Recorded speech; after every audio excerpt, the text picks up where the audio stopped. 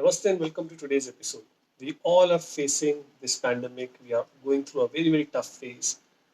And everybody's trying to do the best they can to handle the situation. But we have to understand this thing. This is one of the viruses that we are encountering. There are millions of viruses that we see.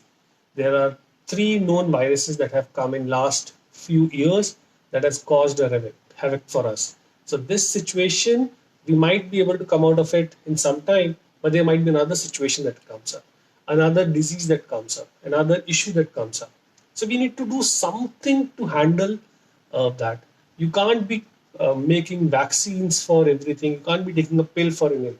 You need to improve your body internally so that you can handle any issues coming out of there.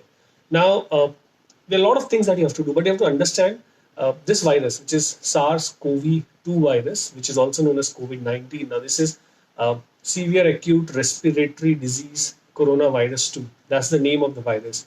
Now, this is causing issues in your respiratory system, in your lungs.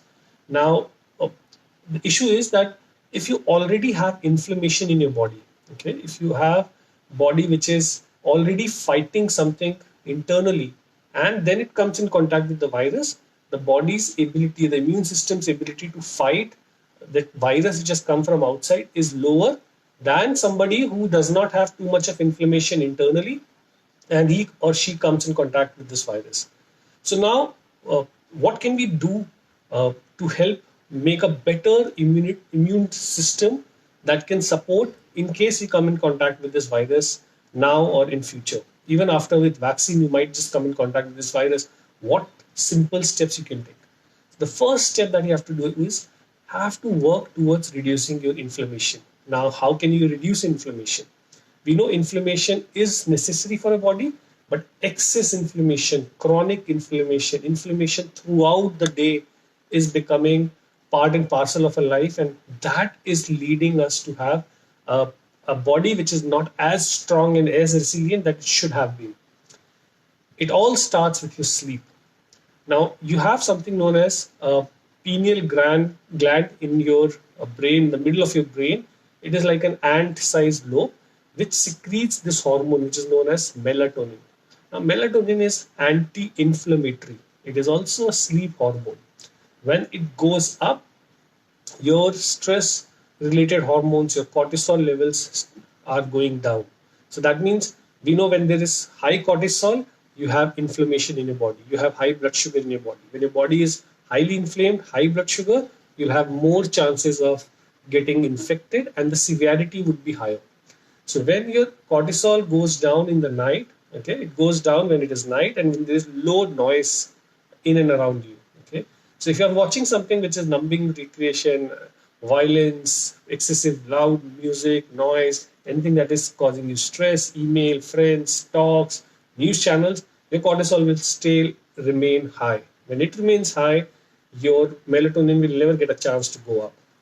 So once your cortisol starts to go down, your melatonin starts to go up, that's where you get into sleep. Now, when you sleep, so we think that sleeping is about resting and body is not functioning. But what happens is melatonin is a master hormone. It is highly, it's a sleep hormone. It is highly antioxidant. It prevents acute lung infection, which is also known as ALI or acute respiratory disease syndrome, okay, ARDS. So when melatonin goes up, it suppresses all other voluntary function. Voluntary function means moving your hand, moving your head, talking. These are stopped.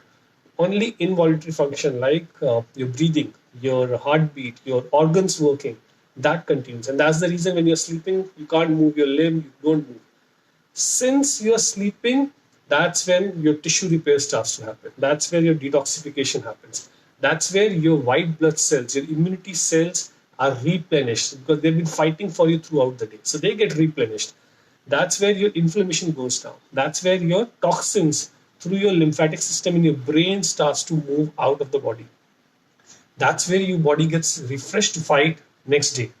So if you have to get better, if you have to get better, if you have to get healthy, if you have to improve your lifestyle, if you have to have ability to fight any disease, focus on your sleep. Focus on enough melatonin. Now, you should not be looking at supplement. You should be first looking at getting this melatonin through your lifestyle. So one thing, 2 hours before your sleep time, avoid anything that is causing a lot of disruption to you. Avoid blue light exposure, so emails and TVs and all those web series. Should look at avoiding that. Have your room which is dark when you go into sleep. Have a room which is cold. Don't stay in the room that you're about to sleep throughout the day. Use your bedroom only for your sleep. Okay. Try to have meals at least 2 to 3 hours before your bedtime. Okay, have a fixed timing for your meal. Do not eat too heavy meals in the night. But in case there are people who wake up in the night because they have hot flashes or their blood sugar goes down, then maybe redistribution your protein intake throughout the day is a good idea. But if you want to get healthy, if you want to stay healthy and have an ability to fight this virus better than anybody else, focus on your sleep, focus on melatonin, focus on managing that inflammation which high cortisol or high blood sugar is causing. Have a wonderful afternoon, everyone. Take care, stay safe, stay healthy. Namaste.